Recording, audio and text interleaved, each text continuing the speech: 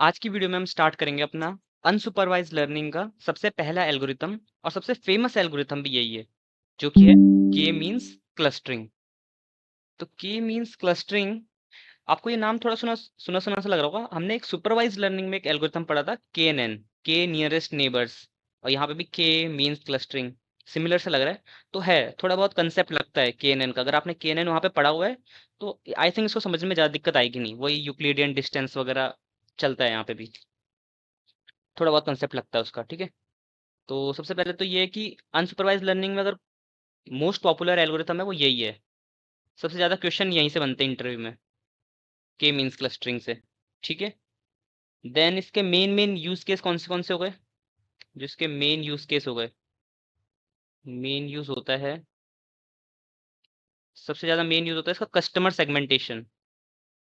Customer segmentation, customer segmentation का मतलब, मान लो आपका खुद का एक स्टोर है, जनरल स्टोर है, और आपके वहाँ 100 लोग आते हैं सामान लेने।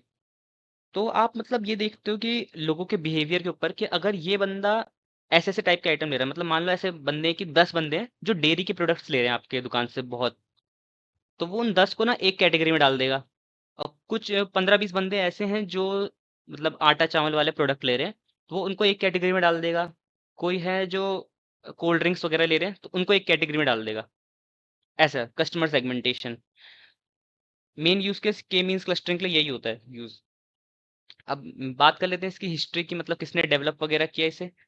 तो इसको डेवलप किया था, या इंट्रोड्यूस बोल सकते हैं, इंट्रोड्यूस्ड बाय एक रिसर्चर थे हमारे, Stuart Lloyd. Stuart, LLOYD, Stuart Lloyd. ठीक है, कब किया था? 1957। सोचो 1957 में कर दिया था। बट ये मत सोचना कि 1957 में किया था तो के मींस क्लस्टरिंग ही हमारा ओजी एल्गोरिथम है।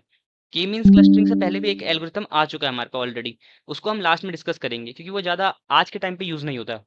आज के टाइम पे ज़्यादा यूज़ होते हैं के mean clustering and dB scan.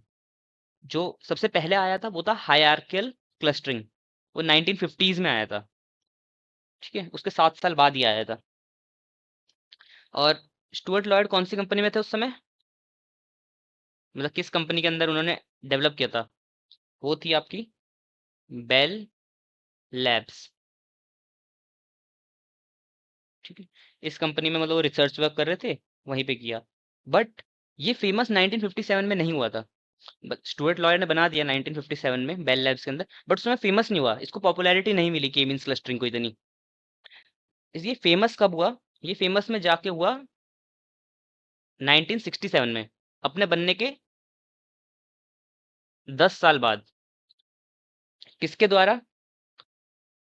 एक अनदर रिसर्चर थे हमारे, जेम्स। अब देखो इन्होंने क्या पता कुछ इंप्रूवमेंट किए होंगे उसके अंदर जिसकी वजह से फेमस हो गया वो। जेम्स मैक्वीन, मतलब ओरिजिनली बनाया तो स्टुअर्ट लॉयड ने था, बट फेमस इन्होंने किया था, जेम्स मैक्वीन ने। राइट, तो ये तो कुछ हो गए बेसिक से पॉइंट्स। अब बात कर लेते हैं जनरल वर्किंग। तो जनरल वर्किंग मैंने आपको शायद बता दी थी इससे पहले वाले उसमें, जो अनसुपरवाइज मैट्रिक्स वाले में बताया था, बट एक बार और बताता हूँ। जनरल वर्किंग, तो मान लो आपके पास एक डेटा है। ठीक है, अब अनसुपरवाइज लर्निंग है तो आपका आउटपुट कॉलम तो होगा नहीं, सिर्फ इनपुट कॉलम होगा। तो आपने इस डेटा को क्या कर दिया, ग्राफ पे प्लॉट कर दिया। तो ग्राफ पे प्लॉट होने के बाद वो आपका डेटा ऐसा हुआ है।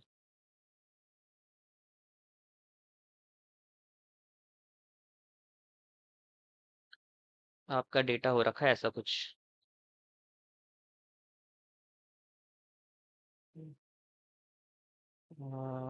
यहाँ पे हो गया एक।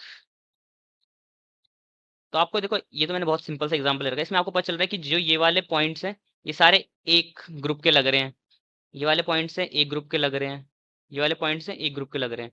तो ये हो जाएगा आपका क्लस्टर 1, क्लस्टर 2, या कैटेगरी 2 भी बोल सकते हो आपने, और क्लस्टर 3 या कैटेगरी 3। तो 3 कैटेगरीज बन गई आपकी। ठीक है, तो आउटपुट कॉलम तो है नहीं आप पे, तो आउटपुट ये हो जाएंगे कि क्लस्टर 1 को बिलोंग करता है, क्योंकि ये पॉइंट्स आपस में बहुत सिमिलर है, तभी तो इतने पास पास है ग्राफ के पास। ये वाले पॉइंट्स सिमिलर हैं क्योंकि ये आसपास हैं अपने, ये वाले पॉइंट्स सिमिलर हैं, ठीक है।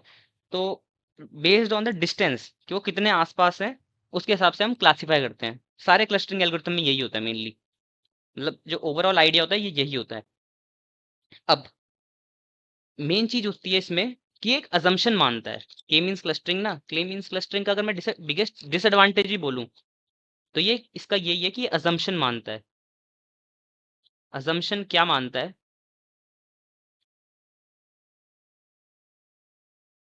अजम्पशन ये होगा, पहला अजम्पशन, कि जितने भी आपके क्लस्टर है ना, ये कैसे होने चाहिए? नियरली स्फेरिकल होने चाहिए। स्फेरिकल शेप में होने चाहिए, सर्कल में होने चाहिए, या थोड़ी बहुत इधर उधर चल सकता है बट काफी हद तक स्फेरिकल होने चाहिए वो। एक अजम्पशन ये होता है। दूसरा अजम्पशन ये होता है कि सेम साइज के होने चाहिए, लगभग सेम साइज, नियरली। कि मतलब मान लो अगर जो क्लस्टर 1 का साइज है और क्लस्टर 2 क्लस्टर 3 लगभग सिमिलर होने चाहिए, ज्यादा फर्क नहीं होना चाहिए इनके साइजेस में। अगर ज्यादा फर्क होगा तो के मींस क्लस्टरिंग उतना अच्छे से काम नहीं कर पाएगा। और सेम इसके लिए भी कि अगर स्फेरिकल की जगह मान लो ऐसे शेप होते, आपका क्लस्टर 1 ऐसा कुछ होता, ठीक है, ऐसा क्लस्टर होता, तो अच्छे से काम नहीं कर पाता आपका के means clustering. Circle circle type में होने चाहिए आपके थोड़े बहुत, राइट। तो इसे आप अजम्पशन बोल लो, और यही अजम्पशन डिसएडवांटेज बनते हैं आगे जाके। देन हम बात करते हैं मैथमेटिकल, ठीक है। मैथमेटिकल देखते हैं इसका।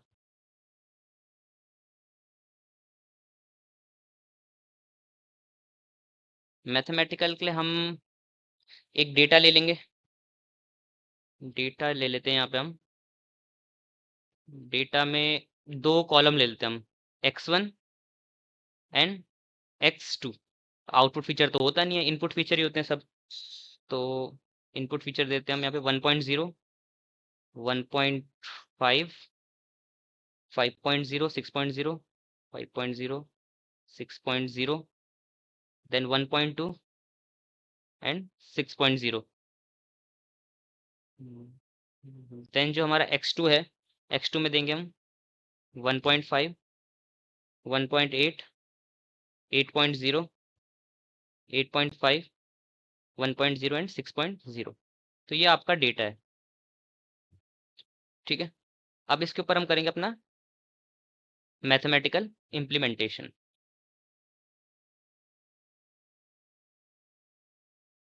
राइट। तो सबसे पहले स्टेप 1 आपका। स्टेप 1 में सबसे पहले क्या होगा, जो उसके नाम पे ही है, के मींस क्लस्टरिंग ना, वो ये सेट द वैल्यू ऑफ के। आपको के की वैल्यू सेट करनी है। के क्या होता है? के होता है आपका नंबर ऑफ क्लस्टर, कि आपको कितने क्लस्टर्स बनाने हैं अपने डेटा में। जैसे यहाँ पे कितने क्लस्टर बने, 1 2 3। आप चाहे तो आप 2 क्लस्टर बना सकते थे। 2 क्लस्टर में क्या होता, ये क्लस्टर 1 एक्सटेंड होके आपका इतना वाला पार्ट ले लेता, क्लस्टर 2 एक्सटेंड होके आपका इतना पार्ट ले लेता, ठीक है, बना सकते थे ऐसे। तो आपको क्लस्टर्स सेट करने हैं, के की वैल्यू आपको सेट करनी है मैनुअली। तो हम मान लेते हैं वी सेट के इक्वल टू 2। हम के इक्वल टू 2 मान लेते हैं। अब आप बोलोगे कि हमें कैसे पता होगा कि के की बेस्ट वैल्यू क्या होगी हमारे लिए? ये भी इसका एक डिसएडवांटेज ही है कि आपको मैनुअली सेट करना पड़ता है कि क्या होगी, हमारे क्लस्टर कितने चाहिए हमें। तो इसको फाइंड करने के लिए हमारे पास एक मेथड होता है, एल्बो मेथड करके। वो अभी हम डिस्कस करेंगे जब हम पूरा मैथमेटिकल कर लेंगे, उसके बाद डिस्कस करते हैं एल्बो मेथड क्या होता है। तो वहां से आप देख सकते हो कि आपको कौन सा कितने क्लस्टर्स चाहिए आपके। अब बाकी आप हाइपर पैरामीटर ट्यूनिंग तो कर ही सकते हो। देन अपना देखते हैं सेकंड स्टेप। अब करना है आपको इनिशियलाइज सेंट्रॉइड। अब आप बोलोगे सेंट्रॉइड क्या होता है? हर क्लस्टर का जो एक सेंटर पॉइंट होता है उसको हम बोलते हैं सेंट्रॉइड। इससे पुरानी वाली वीडियो में ऑलरेडी बता चुका हूँ मैं, अनसुपरवाइज्ड लर्निंग मैट्रिक्स वाली वीडियो में। तो आपको इनिशियलाइज करना है सेंट्रॉइड्स को। इनिशियलाइज सेंट्रॉइड्स, ठीक है। सेंट्रॉइड तो मैंने आपको बता दिया क्या होता है। ये सेंटर पॉइंट होता है, किसी भी क्लस्टर का एक सेंटर पॉइंट होता है, उसको सेंट्रॉइड बोलते हैं। देन हम बात करते हैं कि अभी तो हम देखो इनिशियलाइज कर रहे हैं, तो रैंडमली इनिशियलाइज होगा, रैंडमली इनिशियलाइज मतलब हर क्लस्टर को ले एक सेंट्रॉइड रैंडमली हो जाएगा, कुछ भी बन जाएगा। वन सेंट्रॉइड, अब मैं बताता हूँ कैसे बोलना चाह रहा हूँ। One centroid to each cluster, हर क्लस्टर के लिए एक सेंट्रॉइड। मतलब अभी देखो, अभी ऐसा नहीं कि जरूरी वो सेंटर पे ही बनेगा आपका सेंट्रॉइड, अभी कहीं पे भी बन सकता है वो पूरे डेटा सेट में। जैसे मान लो यहीं बन गया, ये यहाँ बन गया सेंट्रॉइड, वो जो डार्क वाइट है ये सेंट्रॉइड है, यहाँ बन गया सेंट्रॉइड, तो ये सेंटर तो नहीं है, देखने हमें हमें पता चल रहा है। तो ये धीरे धीरे करके अपने आप ठीक होता रहता है, धीरे धीरे करके उसकी पोजीशन यहाँ यहाँ यहाँ यहाँ आती रहेगी अपने आप, लेकिन अभी रैंडमली इनिशियलाइज होगा वो। ठीक है।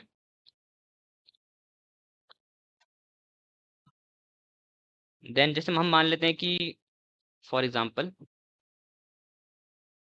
जैसे हमने बोला कि हम k इक्वल टू 2 है, मतलब दो क्लस्टर है हमारे पास, क्लस्टर 1 क्लस्टर 2, तो हम दो सेंट्रॉइड मान लेते हैं, C1 and C2, centroid 1 centroid 2। तो सेंट्रॉइड 1 क्लस्टर 1 के लिए होगा, लिख भी देता हूँ मैं यहाँ, क्लस्टर 1 एंड क्लस्टर 2।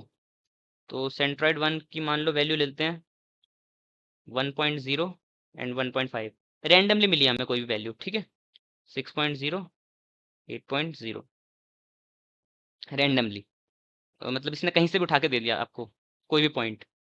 तो हम मान लेते हैं ये रैंडमली पॉइंट्स ये दिए थे इसने हमें। चलो यहाँ तक हो गया, यहाँ तक कुछ था नहीं आपके उसमें।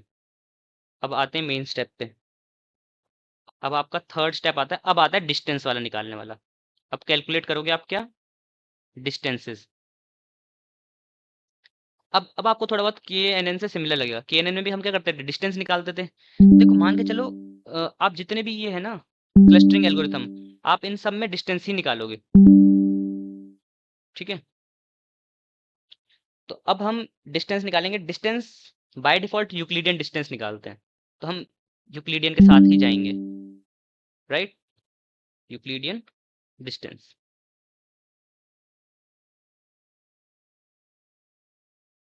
क्योंकि बाय डिफॉल्ट पैरामीटर में यूक्लिडियन ही सेट रहता है, तो हम भी यूक्लिडियन के साथ ही जा रहे हैं।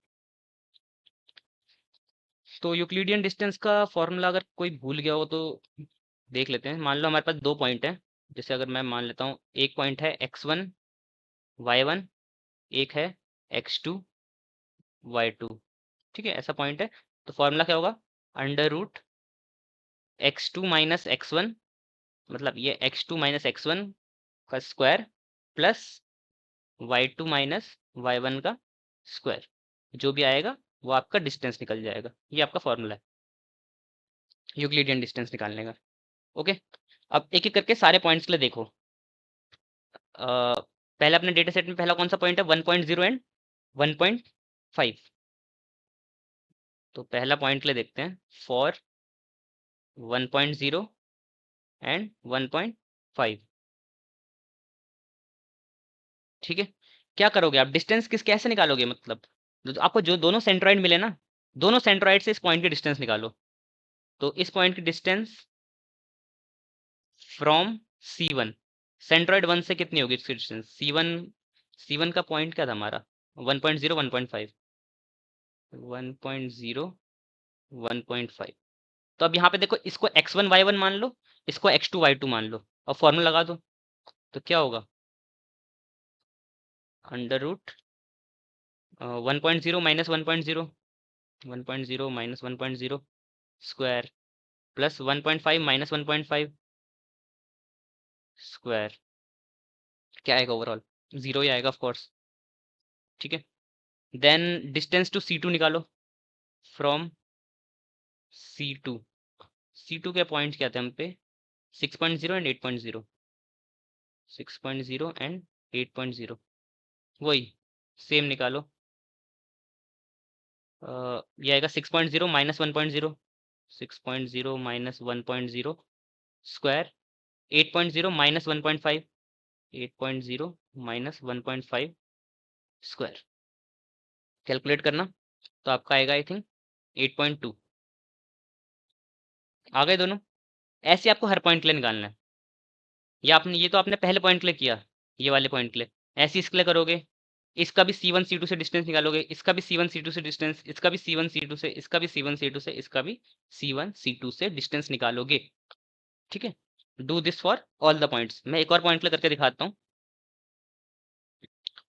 तो मैं एक और पॉइंट करके दिखाता हूँ एक बार आपको। तो दूसरा कौन सा पॉइंट ले लें हम, इसका अगला वाला ले लेते हैं। 1.5 फॉर 1.5 कॉमा 1.8, ये वाला नेक्स्ट पॉइंट यही तो है, फॉर 1.5 1.8। तो C1 से निकालना। अब मैं वापस नहीं डाल रहा C1 की जो भी थे वैल्यू, तो अंडर रूट डालोगे, अंडर रूट डाल के आएगा आपका 1.5 माइनस 1.0।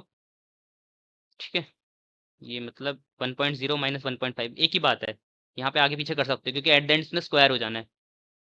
तो आपका ये आएगा C1 से 0.583 एंड फ्रॉम C2 कैलकुलेट करके देख लेना कि सही आ रहा है नहीं आ रहा, और ये आएगा आपका 7.66। दोनों मिल गई।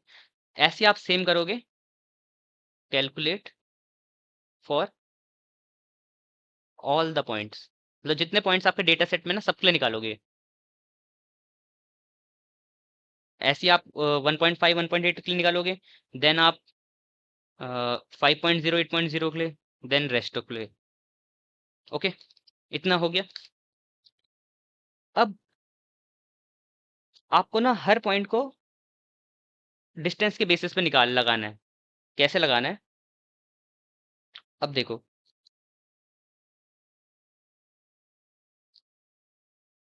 हर पॉइंट को आप ईच पॉइंट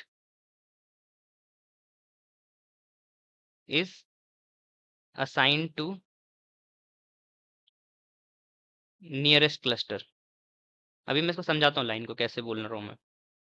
देखो, आपने दो सेट बनाए थे, k इक्वल टू 2 रखा था, तो आपके क्या क्या पॉइंट बनने वाले हैं, क्लस्टर 1, सॉरी क्लस्टर 2 बनने वाले हैं, पॉइंट बोल रहा हूँ, क्लस्टर 1 एंड क्लस्टर 2। सिंपल सी बात है, दो क्लस्टर बनने वाले हैं, राइट। अब पहले पॉइंट को आपने चेक किया, पहले पॉइंट को चेक किया आपने 1.0 1.5, C1 की डिस्टेंस कम थी या C2 की डिस्टेंस कम थी, डिस्टेंस कम वाली चेक करनी है। मैंने आपको बोला यहाँ पे नियरेस्ट क्लस्टर, नियरेस्ट यानी लेस डिस्टेंस। तो C1 के लिए डिस्टेंस कम थी या C2 के लिए, ऑफ कोर्स C1 के लिए। तो ये वाला पॉइंट कहाँ जाएगा, C1 यानी सेंट्रोइड 1, सेंट्रोइड 1 यानी क्लस्टर 1, तो ये आपका जाएगा इसमें 1.0 कॉमा 1.5। ये 1.0 एंड 1.5 वाला पॉइंट जाएगा आपका क्लस्टर 1 के लिए। अब बात करते हैं इसकी 1.5 कॉमा 1.8। C1 से इसकी डिस्टेंस है 0.5, C2 से इसकी डिस्टेंस है 10.66। कम किसके लिए, कम है इसके लिए, C1 के लिए। C1 किसको बिलोंग करता है, क्लस्टर 1 को। C1 सेंट्रोइड 1 है, सेंट्रोइड 1 यानी क्लस्टर 1, तो ये वाला पॉइंट भी जाएगा क्लस्टर 1 के लिए 1.5 कॉमा 1.8। ऐसे आप सारे पॉइंट्स निकालोगे, सारे पॉइंट्स में चेक करोगे कि C1 के लिए कम आ रही है C2, जिसके लिए कम आ रही होगी उस क्लस्टर में डाल दो। वैसे आप थर्ड चेक करोगे, तो जैसे ये देखना 5.0 और 8.0 के लिए चेक करोगे ना, तो इसके लिए ये क्लस्टर 2 में जाएंगे, 5.0 8.0 ये क्लस्टर 2 में आएंगे कंफर्म। देन आप और कौन से पॉइंट्स हैं, 6.0 8.5 करोगे, ये भी क्लस्टर 2 में आएंगे, 6.0 8.5। देन यहाँ पे और कौन से बचे हुए हैं, 1.2 1.0 6.0 6.0, तो 1.2 और 1.0 एक उसमें आएंगे, और 6.0 और 6.0 क्लस्टर 2 में आएंगे। ठीक है, अब देखो, आपको अब देखने से भी देखो यहाँ पे, तो आप मैथमेटिकली भी देखो, देखो ये पॉइंट सारे छोटे छोटे लग रहे हैं, 1,1.5 1.5 1.8 1.2 1.0, तो ये लग रहे हैं कि एक ही क्लस्टर को बिलोंग करते होंगे। और यहाँ पे देखो ये 5 8 6 8 6 8, ये बड़े बड़े पॉइंट्स लग रहे हैं, तो लग रहा है कि ये एक क्लस्टर को बिलोंग करते होंगे। ठीक है, इतना तो बेसिक देखने से पता चल रहा है कि हमने सही किया है, मतलब क्लस्टरिंग हो गए, सेपरेट हो गए आपके क्लस्टर 1 और क्लस्टर 2 में। बस थर्ड स्टेप आपका यहाँ खत्म होता है। तो आपने क्या करा, पहले डिस्टेंस निकाली, हर पॉइंट की सेंट्रोइड से डिस्टेंस निकाली। सेंट्रोइड आप ऑलरेडी कैलकुलेट कर चुके हो, रैंडमली इनिशियलाइज किया था जो हमने। ठीक है, रैंडमली वो तो मॉडल निकाल के देगा आपको रैंडमली कोई भी सेंट्रॉइड, और फिर उसकी C1 C2 से निकालोगे, और फिर आखिर में आपको उनको क्लासीफाई कर देना है कि वो पॉइंट क्लस्टर 1 के लिए बिलोंग करेगा, क्लस्टर 2 के लिए, बेस्ड ऑन नियरेस्ट डिस्टेंस या लेस डिस्टेंस। अब आ जाते हैं फोर्थ पॉइंट पे। अब आपका फोर्थ पॉइंट होगा अपडेट द सेंट्रॉइड। अब आपको पता है आपने रैंडमली इनिशियलाइज किया सेंट्रॉइड, तो आपका सेंट्रॉइड करेक्ट तो है नहीं, मतलब चांसेस है कि वो करेक्ट ना हो, क्या पता ना हो, करेक्ट हो सकता है ना, ये तो जरूरी थोड़ा ना आपने रैंडमली उठाया कहीं से भी। अब वो सेंट्रॉइड यहाँ से हो सकता है, यहाँ से हो सकता है, क्या पता सेंटर ही उठा दिया उसने रैंडमली, लेकिन हम श्योर थोड़ा ना कि उसने सेंटर ही उठाया नहीं उठाया। हम उसे सेंट्रॉइड तो बोल रहे हैं, बट क्या वो असल में सेंटर है? तो इसलिए हम उसे अपडेट करते हैं कि हमें पता चले कि वो असल में है या नहीं है वो सेंटर। अब सेंटर अपडेट कैसे करोगे? अगर इससे आपने पुरानी वाली वीडियो देखी होगी, ये मैट्रिक्स वाली, अनसुपरवाइज मैट्रिक्स वाली, उसमें मैंने आपको सेंट्रॉइड बताया था कि सेंट्रॉइड होता क्या है। सेंट्रॉइड असल में होता है mean of points of cluster. मतलब क्लस्टर 1 में जितने पॉइंट है ना, इन पॉइंट्स का जैसे आप मीन निकाल दोगे ना, आपको सेंट्रॉइड मिल जाएगा। क्लस्टर 2 में जितने पॉइंट्स है ना, इनका आप मीन निकाल दोगे ना, तो आपको सेंट्रॉइड मिल जाएगा। ये होता है सेंट्रॉइड का मतलब। तो चलो न्यू C1 निकालते हैं हम अपना, C1 न्यू, ठीक है। अब C1 न्यू निकालने के लिए C1 यानी क्लस्टर 1, तो सारे ये एक्स एक्स वाले टर्म ले लो पहले, ये आगे वाले फ्रंट वाले 1.0 1.5 1.2, 1.0 1.5 प्लस 1.2, डिवाइड कितने हैं ये, 1 2 3 पॉइंट है, डिवाइड बाय 3, कॉमा, सॉरी, अब वाई वाले पॉइंट्स ले लो, 1.5 1.8 1.0, 1.5 1.8 1.0, ये भी कितने, 3 ही है, ठीक है। अब निकालोगे इनको, कैलकुलेट करना, तो यहाँ पे आएगा आपका 3.7 डिवाइड बाय 3, तो आएगा 1.23, कॉमा 4.3 डिवाइड बाय 3, तो आपका आएगा 1.43। तो आपका न्यू सेंट्रॉइड ये आ गया। पहला C1 क्या था आपका, 1.0 1.5, अब ये 1.0 1.5 क्या चेंज हो चुका है आपका, 1.23 एंड 1.43 चेंज हो गया सेंट्रॉइड आपका, नया सेंट्रॉइड। वैसे आप C2 न्यू के लिए निकालोगे। अब इस बार C2 के क्लस्टर के पॉइंट्स लेना, तो 5.0 plus 6.0 plus 6.0, 5.0 plus 6.0 plus 6.0 divide by 3। अब y वाले पॉइंट्स लोगे, 8 8.56, 8.0 8.5 प्लस 6.0 डिवाइड बाय 3, कैलकुलेट करोगे 17 डिवाइड बाय 3, तो आएगा 5.67, एंड ये आएगा आपका 8 8.56 22.5, 22.5 डिवाइड बाय 3, तो 3 7 7.5 अप्रोक्स। तो ये आपका आ गया सेंट्रॉइड 2। तो पहला सेंट्रॉइड 2 क्या था हमारा, 6.0 8.0, अब वो चेंज होके क्या हो चुका है हमारे पास, 5.67 एंड 7.5। तो हमें we got the new centroids, मिल गया आपको न्यू सेंट्रॉइड। बस ये स्टेप खत्म यहाँ। अब आपको पुराने वाले रैंडमली इनिशियलाइज वाले सेंट्रॉइड से कुछ लेना देना नहीं है, भूल जाओ उन्हें। अब जाते हैं अपने फिफ्थ स्टेप पे। अब आपको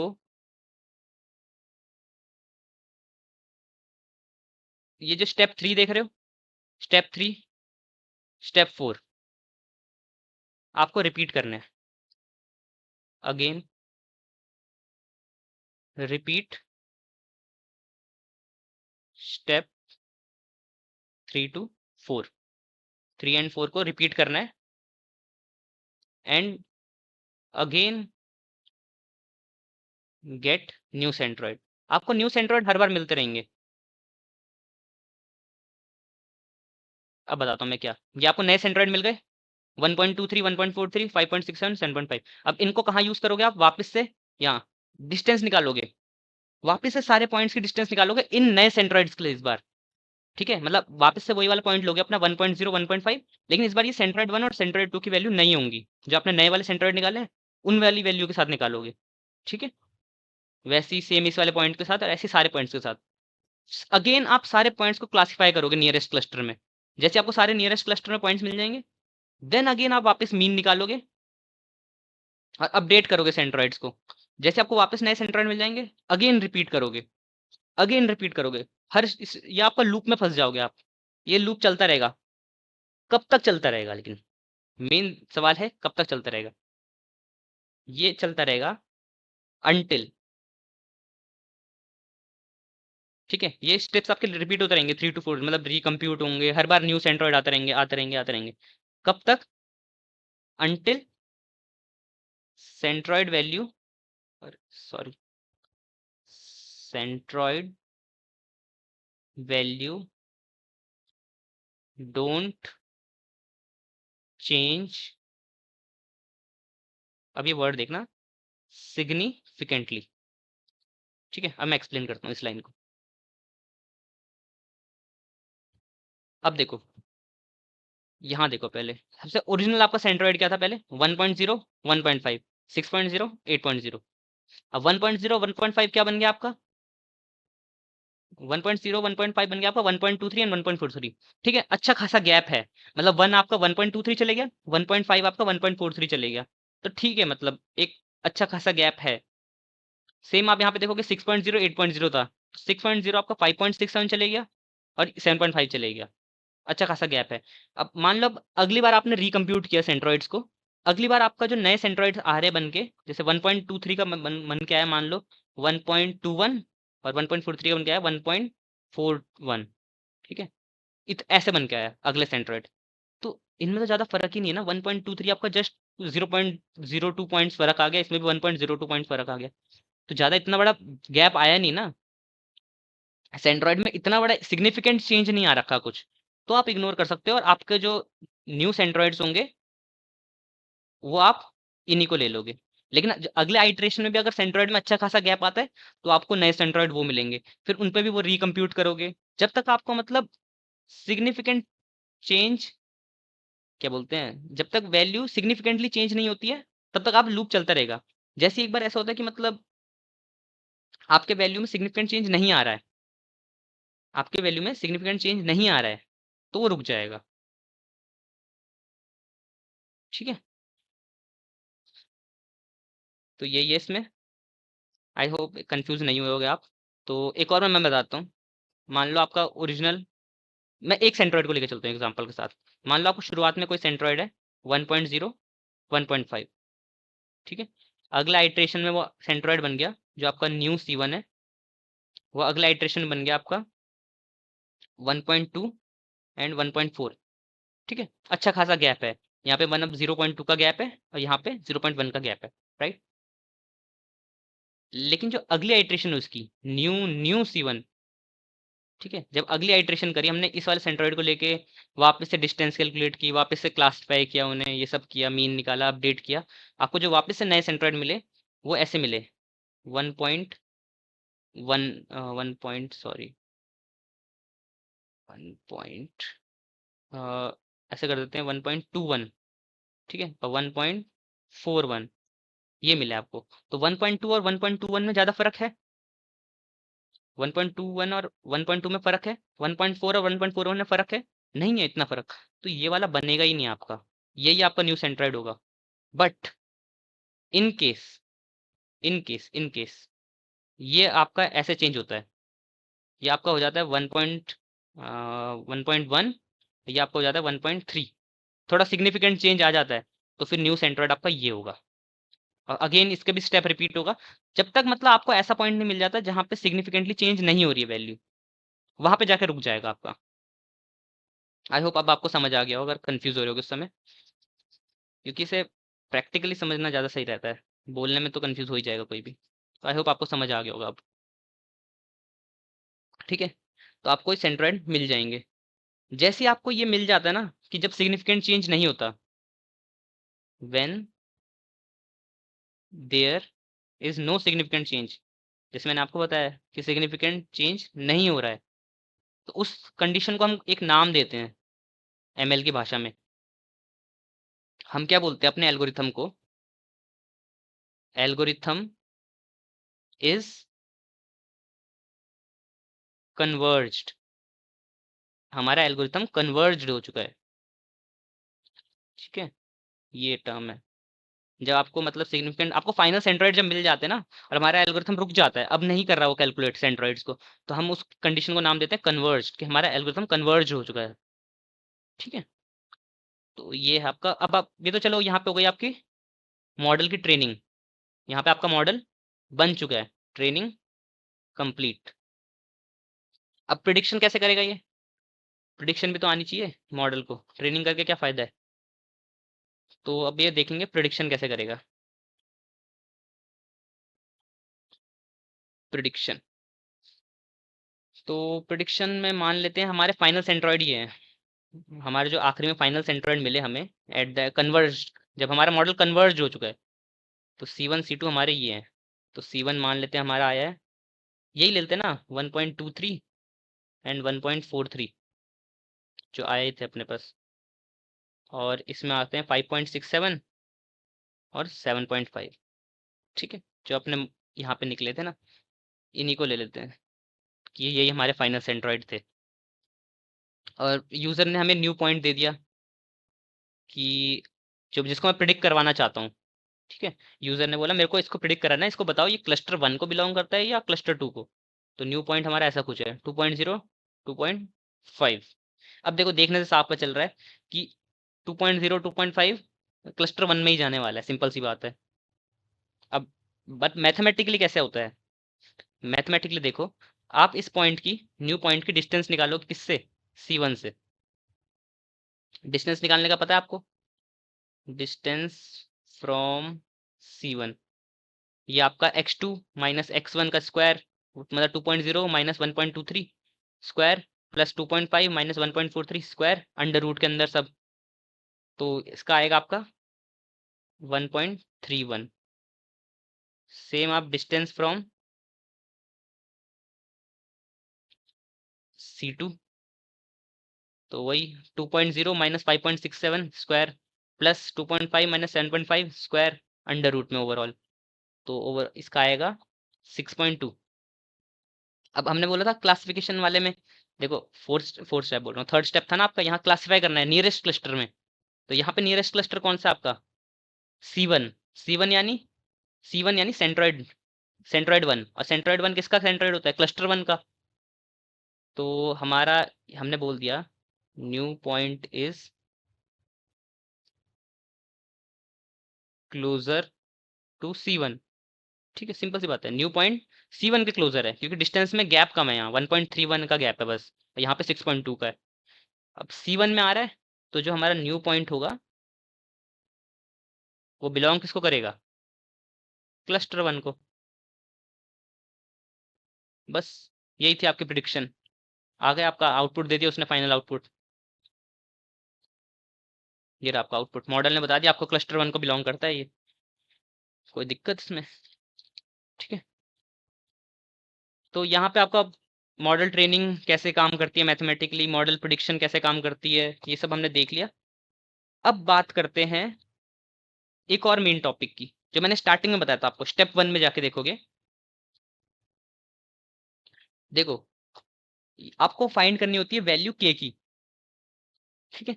यहाँ पे मैनुअल आपको डालनी पड़ती है। अब जैसे हम इसके आगे वाले एल्गोरिथम पढ़ेंगे डीबी स्कैन, डीबी स्कैन में आपको ये के का झंझट नहीं है कुछ, कि मतलब आपको खुद से बताना नहीं पड़ता कि मेरे को कितने क्लस्टर बनाने हैं, वो डीबी स्कैन अपने आप खुद से देख लेता है कि उसको कितने बनाने हैं। लेकिन के मीन्स में तो ऐसा है नहीं, अब उन्होंने आपको बताना तो है ही कि के की वैल्यू आपको क्या रखनी है। या तो आप ऐसा कर सकते हो कि आप हाइपर पैरामीटर ट्यूनिंग वगैरह कर लो कि कौन से के की वैल्यू पे आपको बेस्ट एक्यूरेसी मिल रही है, तो मतलब वही आपके बेस्ट नंबर ऑफ क्लस्टर है। एक तरीका तो ये है आप पे, बट आप सोच रहे हो कि हाइपर पैरामीटर ट्यूनिंग में तो मेरे को बहुत टाइम लग जाएगा ट्रेन वगैरह करने में, अगर बड़ा डेटा है। तो दूसरा तरीका क्या हो सकता है हम पे? एक और तरीका है जो यूज भी होता है काफी और फेमस भी है, वो होता है हमारा एल्बो मेथड। अब इसे एल्बो मेथड क्यों बोलते हैं, थोड़ी देर में आप समझ जाओगे। तो हम इसे बोलते हैं एल्बो मेथड।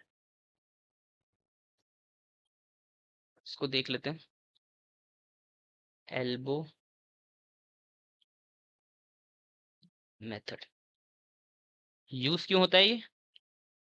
फाइंड बेस्ट के वैल्यू, के की बेस्ट वैल्यू फाइंड करने के लिए यूज होता है आपका ये, राइट।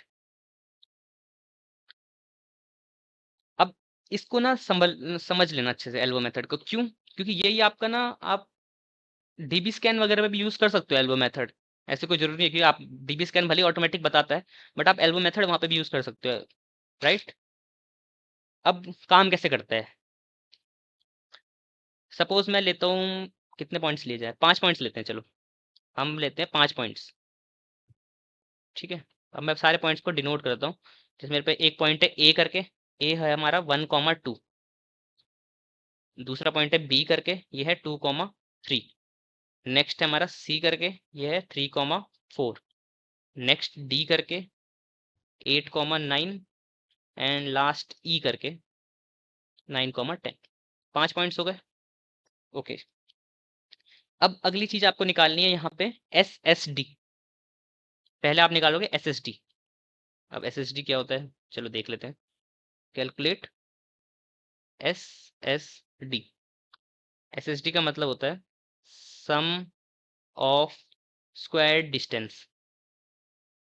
अभी आप समझ जाओगे फॉर्मूला क्या है इसका, नाम से समझ जाओगे फॉर्मूला क्या है इसका, तो बाकी याद करने की जरूरत नहीं है फॉर्मूला वगैरह कुछ। और इन शॉर्ट अगर मैं बताना चाहूँ, average of all points in cluster. अभी देखते हैं, अभी अभी समझ नहीं आ रहा होगा, मैं जानता हूँ। तो पहले आप कैलकुलेट करोगे एस एस डी, बट किसके लिए?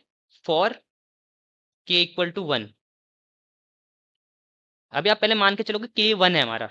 आप इनिशियलाइज कैसे करोगे के को 1 से, ठीक है। अभी आप क्या लेके चल रहे हो, के इक्वल टू 1, याद रखो इतना। के इक्वल टू 1 लेके चल रहे हो, आप निकालोगे यहाँ मीन। मीन को मैं डिनोट कर रहा हूँ यू से, ठीक है। मीन है आपका, मीन निकालो। सारे पॉइंट्स के एक्स वाले हिस्से ले लो, 1, 2, 3, 8, 9। 1 + 2 + 3 + 8 + 9। कितने पॉइंट्स है आपके ओवरऑल? 5। अब वाई वाले हिस्से ले लो, 2, 3, 4, 9, 10। 2, 3, 4, 9 + 10, ये भी डिवाइड बाय 5। तो मीन कितना आ रहा है आपका? ये आपका आएगा 4.6, 5.6, ठीक है। ये मिल गया आपको। के इक्वल टू 1 के लिए काम कर रहे हैं अभी, याद रखना ये। अब एस एस डी निकालना है। ये तो पहले एवरेज ऑफ ऑल पॉइंट्स निकाल दिया आपने यहाँ पे, ठीक है। अब आपको एस एस डी को कैलकुलेट करना है। एस एस डी भी किसके लिए? के इक्वल टू 1 की एस एस डी है। तो पहले एस एस डी का फॉर्मूला देख लो।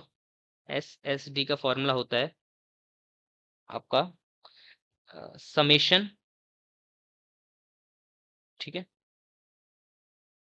इन दो लाइन से तो आप फेमिलियर हो गए वैसे, अगर आपने पिछली वाली वीडियो देख रखी है तो इन लाइनों से फेमिलियर हो गए। And square. अब इसको मैं डिस्क्राइब करता हूँ क्या होते हैं पहले। पहले आप देख लो, ये जो डबल बार लगे हैं, ये डबल बार लगी हैं, किसको डिनोट करते हैं? Euclidean distance. मतलब हम यूक्लिडियन डिस्टेंस का कर रहे हैं काम। एक्स आपका हो गया जो भी आपका पॉइंट है, ठीक है। यू यानी मीन आप ऑलरेडी निकाल चुके हो, बाकी स्क्वायर है, ठीक है। तो वही है, इसमें समेशन है ऑफ, ये डिस्टेंस है, ये आपकी डिस्टेंस है overall, sum of square distance. यहां से आया वो नाम एस एस डी, ठीक है। मैथमेटिकली मैंने आपको बता दिया नाम कैसे आ रहा है। बस चलो अब काम करते हैं, निकालो डिस्टेंस एक एक करके। अभी सिर्फ ये वाला हिस्सा कैलकुलेट हो रहा है, ठीक है। हर पॉइंट के लिए सिर्फ ये वाला हिस्सा कैलकुलेट हो रहा है अभी, एक्स माइनस यू वाला हिस्सा, याद रखना। डिस्टेंस निकाल रहे हैं, इसको डिस्टेंस बोलते हैं, मैंने बताया ना आपको, इसको डिस्टेंस बोलते हैं एक्स माइनस यू को, इस केस में। अभी हम पूरा नहीं लगा रहे, ना समेशन कर रहे हैं ना स्क्वायर कर रहे हैं, बस इतना हिस्सा निकाल रहे हैं हर पॉइंट के लिए, एक्स माइनस यू वाला।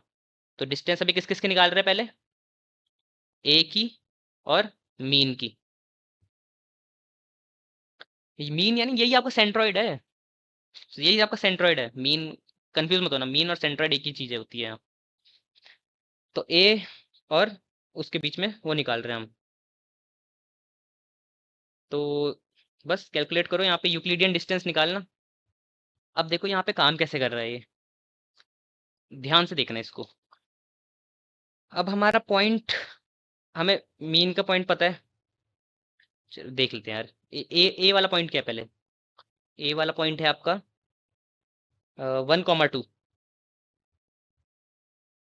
देख सकते हो आप यहाँ पे 1,2। और मीन वाला क्या है 4.6 5.6। मीन वाला है हमारा 4.6 5.6। बस एक पॉइंट के लिए बता रहा हूँ मैं, बाकी आप खुद निकाल लेना उसके बाद। 4.6 5.6 मेन आपको मैं देना चाह रहा हूँ कि एल्बो मेथड काम कैसे करता है। चलो तो ये लेते हैं, यहाँ पे पहले डालते हैं 1,2 माइनस 4.6 5.6। ठीक है, कर दिया ये। देन अब क्या करोगे, एक्स एक्स वाले टर्म ले लो, मतलब इसका पहला इसका पहला। तो आप करोगे 1 माइनस 4.6 का स्क्वायर, 1 माइनस 4.6 का स्क्वायर। देन प्लस करोगे 2 माइनस 5.6 का स्क्वायर, 6 का स्क्वायर। बस देखा, कुछ नहीं करना, एक्स और एक्स को माइनस कर देना, स्क्वायर कर देना, वाई और वाई को माइनस कर देना, स्क्वायर कर देना। क्या आएगा आपका, आएगा 25.92। ठीक है, 25.92। वह बोल रहे होगे, आपने तो बोला ये यूक्लिडियन डिस्टेंस का फॉर्मूला है। ठीक है, हाँ मैं डिस्टेंस से एक चीज यहाँ पे बताना भूल गया, थोड़ा सा मेरे से मिस्टेक हो गई। हम इतना वाला पूरा एरिया कैलकुलेट कर रहे हैं अभी। ठीक है, स्क्वायर भी है इसमें। अब मैं बताता हूँ यहाँ पे मैंने करा क्या, ये है यूक्लिडियन डिस्टेंस का फॉर्मूला। अब मैं बताता हूँ क्या हो रहा है यहाँ एक्चुअली। ये देखो, ऐसे निकालते यूक्लिडियन डिस्टेंस। जैसे इस पॉइंट को लेंगे तो क्या होगा, 1 माइनस 4.6 का स्क्वायर प्लस 2 माइनस 5.6 का स्क्वायर। आप तो बोल रहे हो ये होना चाहिए था फॉर्मूला, बट आपने तो यहाँ कोई अंडर रूट वगैरह कुछ लगाया नहीं। क्यों नहीं लगाया, क्योंकि एट द लास्ट वो ओवरऑल भी तो स्क्वायर हो रहा है यहाँ पे, यहाँ पे ओवरऑल भी तो स्क्वायर हो रहा है। और आपको पता है स्क्वायर और स्क्वायर रूट एक दूसरे के अपोजिट होते हैं, तो स्क्वायर से स्क्वायर रूट कट जाता है आपका, राइट। तो बचा कितना, यही तो बचा बस। ठीक है, ये था वो तरीका, स्क्वायर से स्क्वायर रूट कट जाता है आपका। तो फिर क्या बचा, तब तो ये बचा 1.4.6 का स्क्वायर प्लस 2 माइनस 5.6 का स्क्वायर और 25.92 आ गया। तो आपका काम इजी हो गया इससे। तो मैंने थोड़ा मैथमेटिक्स शॉर्ट करने के लिए किया ये। बाकी आप पूछा है पूरे लॉन्ग कट करना है तो लॉन्ग कट कर लो, उसमें कोई दिक्कत थोड़ी है, आउटपुट सेम है ना आखिरी में। देन सेम आप ऐसे सबके साथ डिस्टेंस निकालोगे, डिस्टेंस बी और यू की। तो मैं आपको दे देता हूँ डिस्टेंस सारे निकाल के, 13.52। वैसे आप डिस्टेंस निकालोगे सी और यू, तो ये आएगी आपकी 5.12। डिस्टेंस डी यू, ये आपकी आएगी 23.12। कोई ये कंफ्यूज हो रहा था, मतलब बी और मीन वाले मतलब सेंट्रॉइड के बीच की डिस्टेंस है ये 13.52। डिस्टेंस ई कॉमा यू, तो ये आपका आएगा 38.72, राइट। अब एसएसटी निकालने के लिए देखो, इतना हिस्सा तो आप ऑलरेडी निकाल चुके हो सबके लिए, एक्स माइनस यू का स्क्वायर।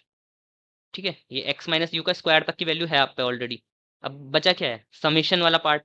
तो सम करना है मतलब सबको, तो सारे पॉइंट जितने निकाले हैं इनको सम कर दो।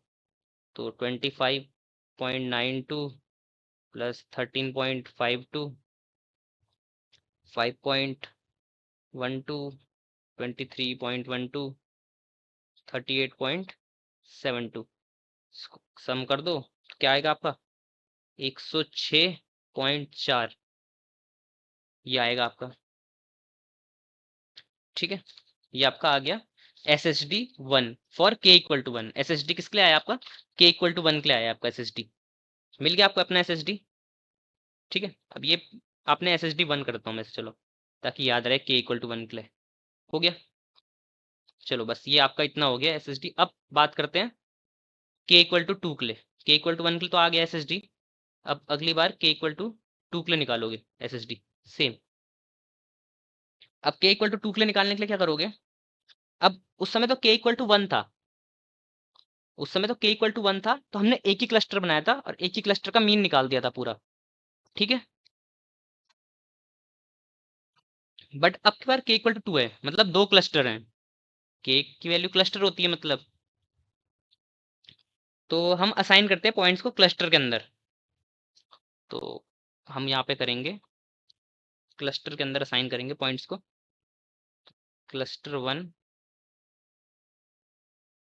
And cluster 2। तो मान लेते हैं हम A B C को cluster 1 के पॉइंट्स, मतलब आप डिस्टेंस निकालोगे और आप असाइन कर दोगे उनको वैल्यूज को, ठीक है। जैसे आपका मॉडल काम कर ही रहा था, आपने A B एंड C को cluster 1 के अंदर असाइन कर दिया। तो जैसे आप देख भी सकते हो बहुत क्लोज क्लोज भी हैं आपस में, 1,2 है, एक 2,3 है एंड 3,4 है। और D एंड E को आपने cluster 2 में असाइन कर दिया। D आपका 8,9 है, 9,10 है, ठीक है। यहाँ पे आपने क्लासीफाई कर दिया। यहाँ कैसे काम करेगा? फिर आप यहाँ के लिए मीन निकालोगे। अब यहाँ पे दो मीन निकलेंगे, एक U1 निकलेगा जो cluster 1 का मीन होगा, और एक U2 निकलेगा जो cluster 2 का मीन होगा। देखो यहाँ k=1 था, इसलिए सिर्फ एक ही मीन निकला था U, बट यहाँ k=2 है, इसलिए यहाँ दो मीन निकलेंगे cluster 1 एंड cluster 2 के लिए अलग अलग। तो इसका भी मीन निकालोगे, 1+2+3 divide by 3, comma 2+3+4 divide by 3। तो आपका क्या आएगा? 1 2 3 3 6 2,3। U2 आएगा आपका 8.5, 9.5। तो आपके मीन आ गए। मेन समझो, आपको पूरा मैथमेटिकल इन डेप्थ जाने की जरूरत नहीं है, एल्बो मेथड को बस समझ लो क्या चीज होती है ये। थियोरेटिकली समझ लो चाहे तो, कैलकुलेशन नहीं भी करनी तो। सेम cluster 1 के लिए निकालो SSD। अब आप SSD कैलकुलेट करना स्टार्ट करोगे। SSD निकालते हैं, इस बार SSD भी दो बनेंगी। यहाँ आपकी कितनी SSD आई थी? यहाँ पे आपकी आई थी सिर्फ एक SSD, यहाँ पे आपकी SSD भी दो आएंगी, ठीक है। SSD आपकी दो आएंगी। पहले cluster 1 के लिए देख लेते हैं SSD फॉर cluster 1। cluster 1 के लिए यही मैं करता रहता हूँ, ऐसा करता हूँ cluster 1 आपका पूरा लेफ्ट साइड कर देता हूँ, cluster 2 आपका राइट साइड करता हूँ ऐसा। यहाँ पे SSD फॉर cluster 2, ये आपका cluster 2 है, ये cluster 1 है, ठीक है। तो अब वही डिस्टेंस निकालो, A, U1 की निकालोगे डिस्टेंस, तो कितनी आ रही है? मान लो 2 आती है। फिर B, U1 की निकालोगे, U1 आपका ये रहा, ये आपकी 0 आ रही है। एंड देन C, U1 की निकाल रहे हो, वो भी आपकी 2 आ रही है। यहाँ पे cluster 2 के लिए निकाल रहे हो, फिर D, U2 की निकाल रहे हो, क्योंकि इसका मीन ये U2 है ना, तो आपकी आ रही है मान लो 0.5। E, U2 की निकाल रहे हो, इसकी आ रही है 0.5। या देखो मैं यहाँ पे फास्ट फास्ट कर रहा हूँ, क्योंकि मेरे को बस बताना है कि एल्बो मेथड काम कैसे करता है। निकल गया आपका SSD cluster 1 की, प्लस कर दो, इसको भी प्लस कर दो,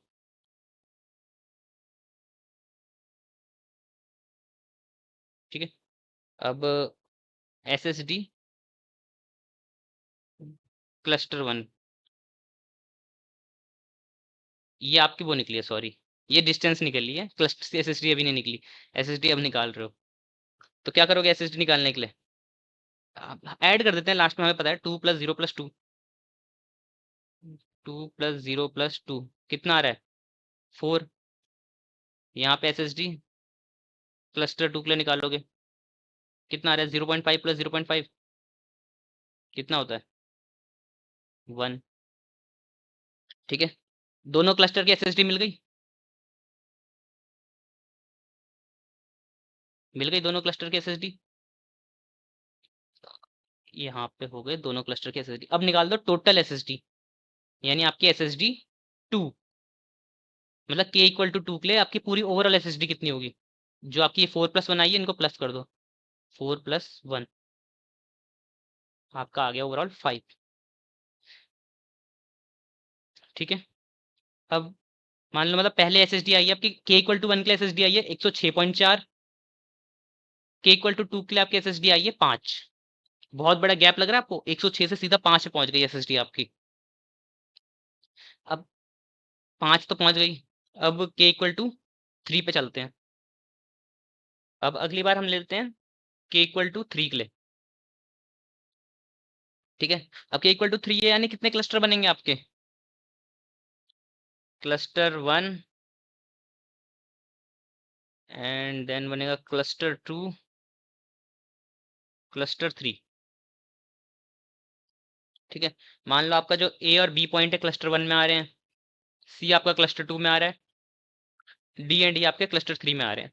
आप वही चीजें करोगे, सारी चीजें जो मैंने आपको बताया, यहाँ पे u1 u2 u3 निकलेगा।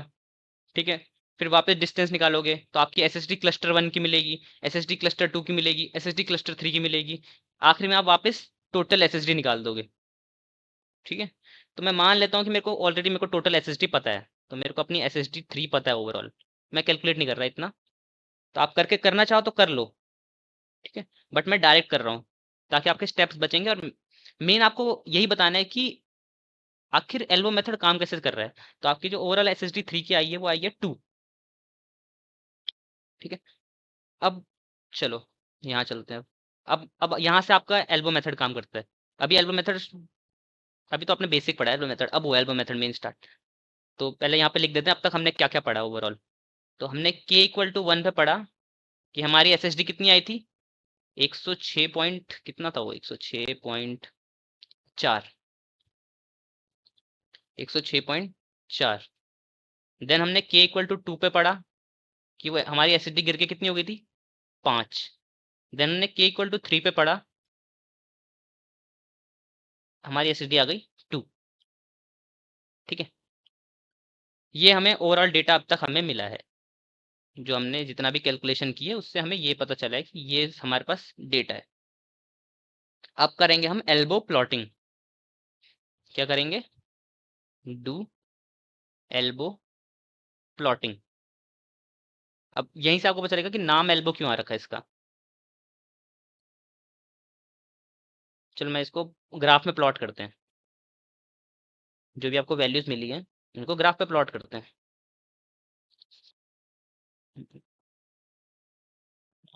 मैं यहाँ पे लेता हूँ k equal to 1, k equal to 2, k equal to 3। तो मैं मान लेता हूँ देखो 106 यहाँ पे कुछ लाई कर रहा होगा टॉप पे, राइट। तो 106 यहाँ पे कुछ है, देन 5 मेरा यहाँ पे कहीं होगा, मैं मान लेता हूँ 5 यहाँ कहीं है। ठीक है, और 2 मेरा यहाँ कहीं होगा। ठीक है, ज्वाइन कर दो इनको, इसको ज्वाइन करेंगे। ये सीध लाइन नहीं है बट आप सीध बना देना। अरे यार,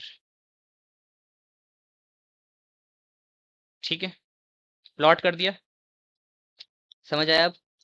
मतलब यहाँ पे आप वैल्यू रखोगे, जो भी आपकी वैल्यूज आ रही हैं, वाई एक्सेस पे वैल्यूज जाएंगी आपकी, ये 100 मतलब 10 20 30 40 50 60 70 80, यहाँ तो 110 तक मान लेता हूँ, ये मैं पूरा लाइन 110 तक है। तो 106 आपका यहाँ कहीं लाया कर रहा होगा, तो मैं मान लेता हूँ 5 यहाँ कहीं कर रहा है लाए, और 2 आपका यहाँ कहीं कर रहा है लाए।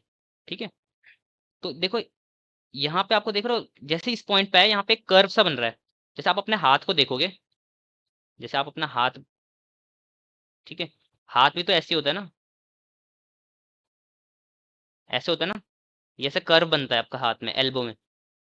ठीक है, तो जिस पॉइंट पे ऐसा ऐसा कर्व आता है ना, जहाँ पे आपको ऐसे हिंज जॉइंट टाइप का मिलता है, इसे हिंज जॉइंट बोलते हैं ना शायद बायोलॉजी के टर्म्स में, तो जहाँ पे आपको ऐसा हिंज जॉइंट मिलता है ना, वही आपका परफेक्ट पॉइंट है, मतलब वो आपकी बेस्ट वैल्यू है के की। तो यहाँ पे आपका हिंज जॉइंट कहाँ पे बना है, k इक्वल टू 2 पे। तो आपका जो k इक्वल टू 2 है वो है आपका best k value according to elbow method. ठीक है, ये होता है इसमें। देखो जैसे जैसे आपका k की वैल्यू बढ़ती रहेगी SSD इंक्रीज होगा, सॉरी SSD डिक्रीज होगा। जैसे आप देख रहे हो ना, k की वैल्यू आप आगे आगे बढ़ाते जा रहे हो, SSD आपका नीचे नीचे आता जा रहा है। ये तो यूनिवर्सल फैक्ट है कि अगर आप k इंक्रीज करोगे तो SSD डिक्रीज होगा ही होगा। ठीक है, ये बात तो है। अब जितने आप ज्यादा पॉइंट्स जोड़ोगे, ये ऐसा हो क्यों रहा है, क्योंकि आप जितने क्लस्टर बनाओगे उतने पॉइंट्स क्लोज होते रहेंगे सेंट्रॉइड के, इसलिए। अब इसको थोड़ा और अच्छे से बताता हूँ मैं एक बार। अब ये तो मैंने आपको एल्बो के टर्म में बता दिया, प्लॉटिंग के टर्म में। अब थोड़ा एक बार थियोरेटिकल में बताता हूँ कि जैसे k इक्वल टू 1 पे 106 था, 106 से सीधा डायरेक्ट ड्रॉप आया 5 पे, मतलब बहुत बड़ा ड्रॉप आया है। ठीक है, 5 पे। लेकिन जब 5 से 2 पे गया तो बहुत कम ड्रॉप आया है। जब ऐसा होता है ना कि मतलब जब सिग्निफिकेंट ड्रॉप आता है तब तो ठीक है, बढ़ते रहो। जैसे ऐसा होता है कि बहुत कम ड्रॉप आया है, अल्टरनेट मतलब सॉरी कंसिक्यूटिव में बहुत कम ड्रॉप आया है, तो मतलब ड्रॉप आने से पहले वाला वैल्यू आपकी बेस्ट है। मतलब 106 आया, 106 से 5 आया, तो मतलब अच्छा खासा ड्रॉप था, तो चलो आगे कंटिन्यू करो। 5 से 2 पे गए, बट 2 आपका बहुत बड़ा ड्रॉप नहीं था, तो जो आपका 5 था ना वही आपका बेस्ट है। अब 5 किसको डिनोट कर रहा है, k इक्वल टू 2 को, तो आपकी k equal to 2 best value है। मतलब जब जब तक बड़ा ड्रॉप आता जा रहा है आपका तब तक ठीक है, लेकिन जब सिग्निफिकेंट ड्रॉप नहीं आ पा रहा, आपका अच्छा ड्रॉप नहीं आ पा रहा, तो फिर मतलब जो उससे पुराने वाला प्रीवियस वैल्यू है वो आपकी बेस्ट वैल्यू है। ठीक है, ये आपका इन शॉर्ट मतलब है इसका। एक बार मैं आपको वैसे ही बता देता हूँ इसे। मान लो जब हमारा k इक्वल टू 1 था, k इक्वल टू 1 पे हमारा कितना आया था एसएसडी आया था मेरा 106 के करीब ना, 106.4। ठीक है, 106.4 यानी वेरी हाई, बहुत बड़ा वैल्यू है एसएसडी में। अब इसका मतलब क्या होता है कि पॉइंट्स आपके बहुत दूर दूर है। जितना एसएसडी की हाई वैल्यू जा रही है, एसएसडी डिनोट किसको करता है, how far are the points, points कितने दूर हैं आपसे। जितनी इसकी वैल्यू हाई जाएगी उतने पॉइंट्स आपके दूर हैं। इसको मैं आपको डायग्राम से दिखाऊं, तो मान लो k इक्वल टू 1 है, k इक्वल टू 1 है यानी एक ही क्लस्टर बनेगा। और मेरा डेटा मान लो ऐसा है, ऐसा कुछ डेटा है मेरा। ठीक है, और यहाँ पे है। अब देखो कायदे से यहाँ पे 2 क्लस्टर बनने चाहिए थे, बट मैंने k इक्वल टू 1 लिया है बस, तो एक ही क्लस्टर है, मतलब ये ओवरऑल एक क्लस्टर है। ठीक है, अब इस ओवरऑल का एक क्लस्टर का सेंट्रोइड कहाँ बनेगा, मैं मान लेता हूँ यहाँ बनेगा। अब देखो यहाँ तक तो चलो ठीक है, ये इन पॉइंट्स के लिए पास पास डिस्टेंस है, बट जो पीछे पीछे वाले पॉइंट्स हैं इनके लिए बहुत दूर नहीं हो रहा है ये देखो कितने दूर दूर हो रहे हैं पॉइंट्स आपके, मतलब सेंट्रॉइड से बहुत दूर हो रहे हैं। डिस्टेंस देखो आप, सेंट्रॉइड से कितने दूर हो रहे हैं पॉइंट्स आपके। ये पीछे वाले पॉइंट्स तो और भी ज्यादा दूर हैं आपके। तो सेंट्रॉइड और पॉइंट्स के बीच में जो डिस्टेंस है वो आपकी वेरी हाई है। मतलब एसएसडी वेरी हाई है, तो पॉइंट्स के बीच की डिस्टेंस भी वेरी हाई होगी। ठीक है, अब वहीं हमने k इक्वल टू 2 पे आ गए। k इक्वल टू 2 पे हमारा जो एसएसडी था वो ड्रॉप हो गया, एसएसडी ड्रॉप होके क्या आ गया, 5 आ गया। ठीक है, तो और यहाँ पे हमारा एसएसडी कैसे ड्रॉप हुआ, ड्रॉप ग्रेटली, अच्छा खासा, बहुत ग्रेट नंबर हुआ, सीधा 106 से 5 पहुंच गया। ठीक है, जब ग्रेटली ड्रॉप होता है तो मतलब गुड डिसीजन, राइट। फिर हमने k इक्वल टू 3 करा, हमने k बढ़ाया, तो एसएसडी कितना आया हमारा, 2 आया। तो ड्रॉप ड्रॉप तो हुआ है बट वेरी लेस, और वेरी लेस ड्रॉप हुआ है, तो नॉट गुड डिसीजन। आपको इससे पहले वाले डिसीजन पे ही अटे रहना है, ठीक है, इससे पहले वाले डिसीजन पे डटे रहना है, सॉरी। अगर ये वाला डिसीजन नहीं है गुड, तो पुराना वाला डिसीजन आपका गुड है, तो उसी पे रहो, ठीक है, इन शॉर्ट यही मतलब है। तो जो आपका जो नाम वो पड़ा है वो यहाँ से पड़ा है, आपका जो बेंड आता है ना, बेंड, ये जो बेंड आता है, ये किसके जैसा दिखता है, एल्बो की तरह दिखता है ये बेंड आपका, इसलिए इस मेथड को एल्बो मेथड बोलते हैं। और यहाँ से हमें पता चल गया कि बेंड कहाँ पे आ रहा है, के इक्वल टू 2 पे आ रहा है, तो हमारी के इक्वल टू 2 बेस्ट वैल्यू है आपकी, ठीक है, जहाँ पे बेंड फॉर्म होगा वो आपकी बेस्ट वैल्यू है, ठीक है। मैं यहाँ लिख भी देता हूँ एक बार, बेंड फॉर्म इज द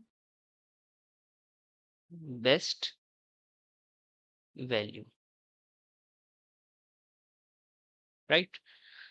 तो आई थिंक यहाँ पे हमने के मीन्स का बेसिक पढ़ लिया, जनरल पढ़ लिया, मैथमेटिकल पढ़ लिया, एल्बो मेथड पढ़ लिया।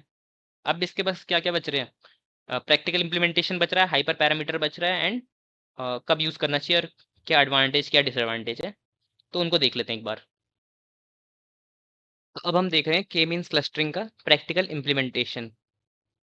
तो सबसे पहले हमने पांडाज इंपोर्ट की, सीबॉन इंपोर्ट की, मैटप्लॉटलिब इंपोर्ट की, एंड sklearn डॉट क्लस्टर से के मीन्स का अपना एल्गोरिथम इंपोर्ट कर दिया। उसका मैंने इंपोर्ट वार्निंग्स वाला कर रखा है, आपकी मर्जी है, ऑप्शनल है, कर सकते हो, ताकि वो वार्निंग मैसेजेस नहीं आते आपको, ठीक है।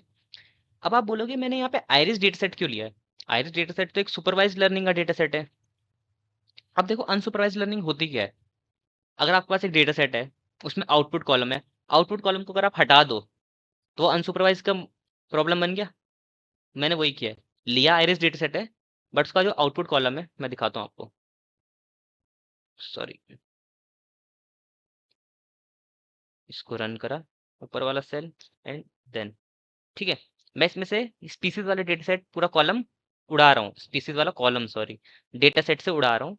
तो मैंने यहाँ पे कर दिया x equal to iris dot drop column equal to species, species वाला ड्रॉप कर रहे हैं हम। तो ड्रॉप करने के बाद ये हो गया आपका।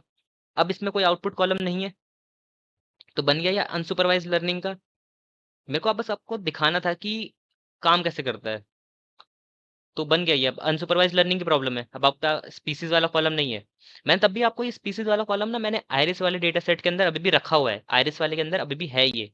क्यों रखा हुआ है उसका मैं आखिर में रीजन बताऊंगा अभी, ठीक है। लेकिन मेन आपका डेटा सेट ये है एक्स, जिसके अंदर आपको मेन काम करना है। अब आ जाते हैं हम अपने एल्बो मेथड पे। तो ये हमारा एल्बो मेथड है ये वाला। आप इस कोड को चाहे तो पूरा कॉपी पेस्ट मार सकते हो अपने, कोई दिक्कत नहीं है, पूरा कॉपी पेस्ट मार दो। चाहे तो इतना ही हटा भी दो, ठीक है, इसको हटा सकते हो। एन क्लस्टर इक्वल टू आई रखना है आपको, ठीक है। तो पहले मैंने WCSS, ठीक है, एक वेरिएबल बनाया, एम्प्टी लिस्ट है ये। फिर मैंने एक लूप चलाया, कहाँ से कहाँ तक, 1 से लेके 11 तक। ये 1 से लेके 11 तक है क्या, के की वैल्यू है, कि के की वैल्यू पहले 1 रहेगी, फिर 2 होगी, फिर 3 होगी, ऐसी कर रहे थे हम। मैंने जब आपको एल्बो मेथड मैथमेटिकली समझाया, ऐसे तो कर रहे थे। पहले हम SSD लेके चल रहे थे 1 के लिए, फिर 2 के लिए, फिर 3 के लिए, देन 4 के लिए, वही। तो ये WCSS में आपका वही है, जो आपकी SSD थी ना, वही निकल रही है WCSS के अंदर, ठीक है। उसके बाद हमने क्या करा, एक एक करके के मीन्स निकाला। के मीन्स क्यों यूज कर रहे हो, आपने बोला हमने तो वहाँ के मीन्स का कुछ किया ही नहीं था। के मीन्स किया था, अगर आपने ध्यान ना दिया उसके अंदर, ये जो आप के इक्वल टू 1 आपने किया, चलो के इक्वल टू 1 में तो कुछ नहीं होता। के इक्वल टू जब आपने 2 किया, तो आपने क्लस्टर 1 क्लस्टर 2 बनाए। ये क्लस्टर 1 क्लस्टर 2 कैसे बने, के मीन्स लगा यहाँ पे, के मीन्स लगा है तब जाके क्लस्टरिंग हुई है यहाँ, इसलिए हमने यहाँ पे के मीन्स का यूज किया। क्लस्टर एन क्लस्टर हमने कितने दिए हैं, आई, कि मतलब पहले आई रहेगा तो 1, फिर अगली बार लूप में चलेगा तो I2, फिर 3, फिर 4, ऐसे करके निकलेगा। फिर हमने उसको ट्रेन कर दिया के मीन्स को, फिट को एक्स के ऊपर, ठीक है। और WCSS डॉट अपेंड के मीन्स डॉट इनर्शिया, इस इनर्शिया से आपको उसकी वैल्यू मिल जाती है, WCSS की इनर्शिया, सॉरी, WCSS के अंदर हमने SSD स्टोर किया है, और डॉट इनर्शिया से आपको SSD की वैल्यू मिल जाती है। ये इसका एट्रीब्यूट है, जैसे आप इसको यूज करते हो आपको SSD की वैल्यू मिलती है। तो जैसे आपने 1 पे देखा, 1 पे आपको एक SSD की वैल्यू मिलेगी, 2 पे फिर आपको एक इनर्शिया SSD की वैल्यू मिलेगी, 3 पे SSD की वैल्यू मिलेगी, 4 पे, ठीक है। और फिर मैंने उन रिजल्ट्स को प्लॉट कर दिया आपको ग्राफ के थ्रू, अब यहाँ देखो ग्राफ ये बना है आपका, लग रहा है? अब बोलोगे यहाँ पे तो दो, मतलब आपको दो एल्बो वाले सेक्शन दिख रहे हैं, एक यहाँ 2 पे दिख रहा है, एक यहाँ पे वापस 3 पे दिख रहा है, तो आपको लेटेस्ट वाले पे देखना है। तो ये कहाँ पे आ रहा है? 3 पे। अब मैंने वो स्पीसीज वाला कॉलम क्यों नहीं हटाया, उसकी बात देखो। तो मतलब यहाँ से हमें पता चल गया एल्बो मेथड की मदद से कि हमारा जो के की बेस्ट वैल्यू है वो कितनी होने वाली है? 3 होने वाली है। ठीक है, 2 भी ठीक है, 2 से भी काम चल सकता है, बट 3 बेस्ट रहेगी। 2 से भी काम चल सकता है, ऐसा नहीं है 2 गलत है, 3 भी, लेकिन 3 बेस्ट है मान ले। ठीक है, अब आप बोलोगे 4 पे भी तो हल्की एल्बो है, लेकिन 4 पे बहुत ही ज्यादा हल्की एल्बो है। ठीक है, इससे काम नहीं चलेगा, तो 3 बेस्ट है और 2 भी काम चला हुआ है। अब मैंने 3 क्यों किया था, अब उसका रीजन देखो। अब मैंने जब ये आयरिस वाले डेटा सेट में मैं, वैसे तो आपको पता होगी ऑलरेडी ये चीज, बट डॉट वैल्यू काउंट्स करता हूँ, तो कितनी स्पीसीज है हमारे पास? Setosa, versicolor, वर्जिनिका, 3। 3, और नंबर ऑफ क्लस्टर कितने हैं हमारे लिए बेस्ट? 3। समझ आ रहा है लिंक कैसे हो रहा है? एल्बो मेथड मतलब हमें बता रहे हैं ना कि 3 बेस्ट है। और जब हमने, अगर डेटा सेट को देखा जाए, क्योंकि हमने डेटा सेट तो सुपरवाइज कर लिया, उसमें तो ऑलरेडी हमारे पास कैटेगरीज हैं, वहां पे भी 3 कैटेगरीज थी, यहाँ पे 3 क्लस्टर बन रहे हैं, वही बात है। ठीक है, तो या इससे आपको मतलब मैं आपको ये प्रूफ करना चाह रहा हूँ कि मतलब एल्बो मेथड आपको बेस्ट के की वैल्यू दे सकता है विद प्रूफ। मैंने आपको प्रूफ भी करके दिखा दिया है स्पीसीज की मदद से, स्पीसीज वाले कॉलम की मदद से। तभी मैंने यहाँ पे supervised learning, sorry supervised learning का डेटा सेट लिया, ताकि मैं आपको साथ साथ चीजें प्रूफ भी कर पाऊँ। अभी और चीज है, एक और चीज है। अब हमें नंबर ऑफ क्लस्टर पता चल गए बेस्ट कौन से हैं। अब आप लगाओगे अपना असली के मीन्स। मैंने यहाँ के मीन्स को इनिशियलाइज किया, के मीन्स के अंदर k means equal to k means n cluster equal to 3। और भी हाइपर पैरामीटर होते हैं, बट ये आपका मस्ट है, ये आपको पास करना ही करना है तभी बेस्ट। अब मेरे को एन क्लस्टर इक्वल टू 3 क्यों पता चला? मैं आपको एक और चीज दिखाता हूँ। आप के मीन्स डॉक्यूमेंटेशन सर्च मारना गूगल पे, देखो बाय डिफॉल्ट जो एन क्लस्टर की वैल्यू रहती है ना वो 8 रहती है, बाय डिफॉल्ट क्या रहती है वैल्यू? 8। बट अगर मैं यहाँ पे एन क्लस्टर इक्वल टू 3 की जगह एन क्लस्टर 8 डाल देता ना, आपकी वैल्यू में बहुत ज्यादा, मतलब आपकी एक्यूरेसी बहुत ज्यादा बेकार आती। क्यों? क्योंकि इस डेटा सेट के हिसाब से 3 ही आपकी बेस्ट क्लस्टर बनना चाहिए। तो एल्बो मेथड से आपको ये पता चला है। देखो अगर आप n इक्वल टू 8 ले लेते, 8 में तो देखो आपकी कोई एल्बो नहीं है, तो आपकी बहुत बेकार एक्यूरेसी आती। तो इसलिए एल्बो मेथड आपका बहुत काम करता है, इसलिए एल्बो मेथड को यूज करो जब भी के मीन्स यूज कर रहे हो। ठीक है, ताकि आपको एक आइडिया मिल जाता है कि बेस्ट क्लस्टर कौन सा होगा आपके लिए। तो यहाँ से हमें पता चल गया 3 है, मेरे को ऑलरेडी पता है मेरे को एन क्लस्टर की वैल्यू क्या डालनी है, क्योंकि के मीन्स में मैंने बताया था ना आपको मैनुअली डालनी पड़ती है। तो एन क्लस्टर्स इक्वल टू 3 डाल दिया मेरे को, मतलब नंबर ऑफ क्लस्टर कितने चाहिए? 3। उसके साथ बोल रहे हो मैंने, जब तक हम, ये मैंने क्या किया यहाँ पे आयरिस इक्वल टू क्लस्टर, मैं ये बताता हूँ। ये ना आयरिस वाला डेटा सेट ये वाला आपका, इसके बगल में मैं एक और कॉलम बना रहा हूँ क्लस्टर नाम का। उसके अंदर क्लस्टर नाम के कॉलम के अंदर क्या कर रहा हूँ मैं, जो भी प्रिडिक्शन कर रहा है ये एक्स के ऊपर, प्रिडिक्शन ये एक्स के ऊपर कर रहा है, इसके ऊपर, और जो भी इसकी प्रिडिक्शन आएगी उसका मैं एक अलग सा कॉलम बना के यहाँ पे दे रहा हूँ, एक कॉलम स्पीसीज के बगल में। ठीक है, अभी आपको देखने से समझ आएगा। मतलब पहले इसको हटा देता हूँ, चलो इतना चलो। प्रिडिक्शन दे रहा है, प्रिडिक्शन ऐसे दे रहा है 1 1 1 1 1। मैं इस 1 1 को ना उसके आइरिस वाले में लाना चाहता हूँ। अब क्या होगा इससे? अब मैं अपना आइरिस देखता हूँ, आइरिस डॉट हेड, ये देखो, ये इससे देखो। अब मैंने स्पीसीज वाले कॉलम को क्यों रखा था यहाँ बताता हूँ। प्रिडिक्शन उसने इन्हीं चारों पे किया है, sepal length, sepal width, petal length, petal width. ठीक है, चिंता मत करो, स्पीसीज पे कोई प्रिडिक्शन नहीं हुई है। यानी इसने सेटोसा को 1 दे रखा है, इससे हमें ये पता चल गया। हेड की जगह मैं अगर यहाँ सैंपल कर दूं और कोई भी 5 सैंपल निकाल लेते हैं, तो देखो ये हमें पता चल गया वर्जिने को इसने 0 दिया है, सेटोसा को इसने 1 दिया है, एंड वर्सी कलर को इसने 2 दिया है। बट यहाँ पे क्लस्टर के हैं, यहाँ पे क्लस्टर्स में कोई नाम नहीं होते आपके क्लस्टर के, आप बाद में जाके नाम असाइन कर सकते हो क्लस्टर्स में, बट क्लस्टर के कुछ नाम नहीं होते। यहाँ पे तो सुपरवाइज लर्निंग का था, एल्गोरिथम था, तो इसलिए डेटा सेट था, तो यहाँ पे स्पीसीज नाम का कॉलम था।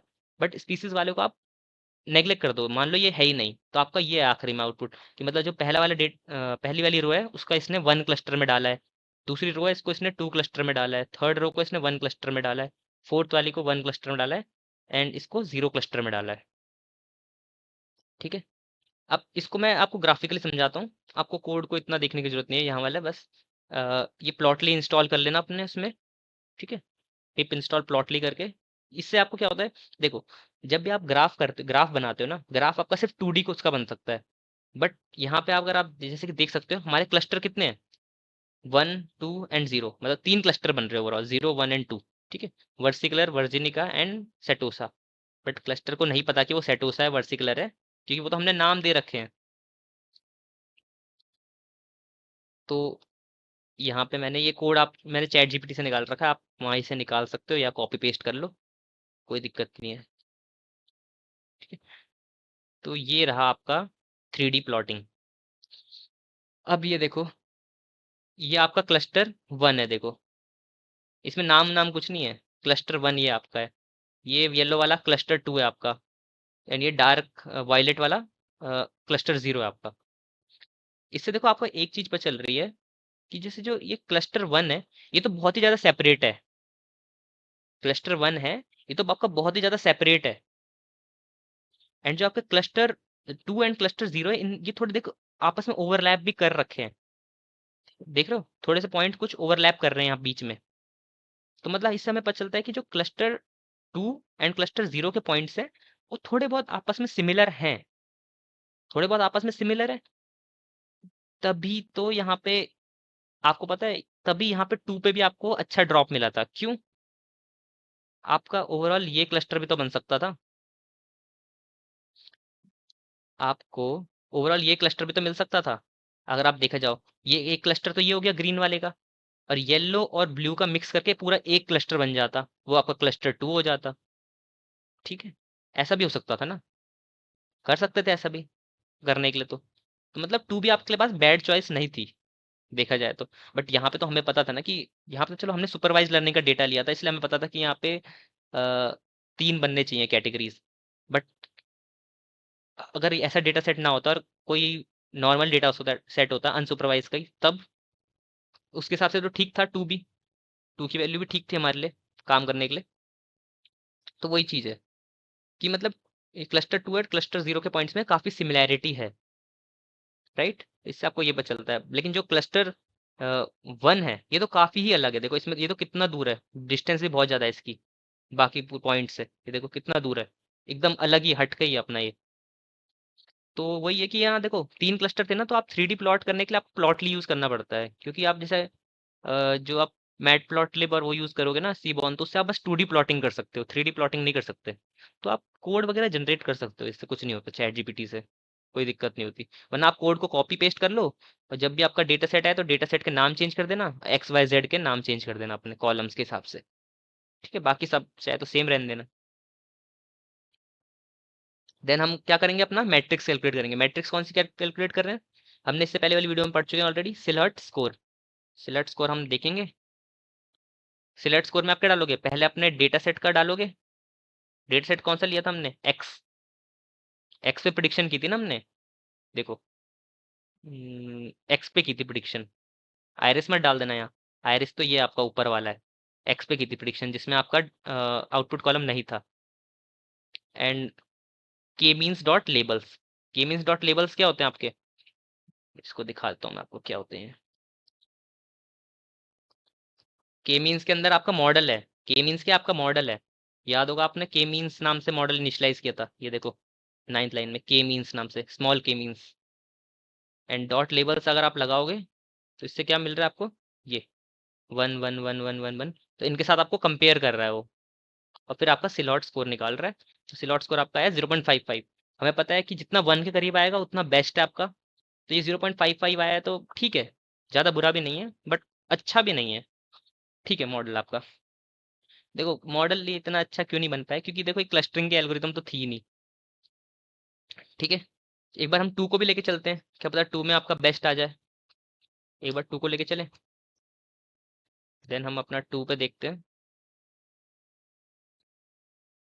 तो यहाँ पे आपका ये देखो 2 में आपके क्लस्टर ये फॉर्म हुए हैं। ये क्लस्टर 1 फॉर्म हुआ है और ये क्लस्टर 2। मैंने आपको बोला था ना, वो दोनों क्लस्टर मर्ज हो जाएंगे आपके ऊपर वाले, और ये पूरा मिलके एक क्लस्टर बन गया आपका। और अब देखते हैं सिलॉट स्कोर। क्या पता सिलॉट स्कोर अच्छा ही आ जाए। देखो 0.68, सिलॉट स्कोर और बढ़ गया हमारा। ठीक है, तो ऐसा भी हो सकता है कि आपके लिए जहां जहां पे आपकी एल्बो आ रही है ना, उनको आप कंसिडर कर सकते हो। 2 पे आई थी आपको एल्बो और 3 पे आई थी, तो आप कंसिडर कर सकते हो। जैसे देखो देखा जाए तो 2 पे ज्यादा ड्रॉप था, तो 2 पे मतलब आपका बेस्ट एल्बो मान सकते हैं। 3 पे कम था फिर भी ड्रॉप, तो उस हिसाब से देख सकते हो कि जहां पे बड़ा ड्रॉप है वो आपकी एल्बो बेस्ट है। राइट, तो ये आपका प्रैक्टिकल इम्प्लीमेंटेशन हो गया यहाँ पे। देन हम डॉक्यूमेंटेशन में थोड़े वो देख लेते हैं इसके हाइपर पैरामीटर्स। तो पहला हाइपर पैरामीटर ऑलरेडी डिस्कस कर चुके हैं हम। एन क्लस्टर क्या होता है, नंबर ऑफ कितने आपको क्लस्टर बनाने हैं।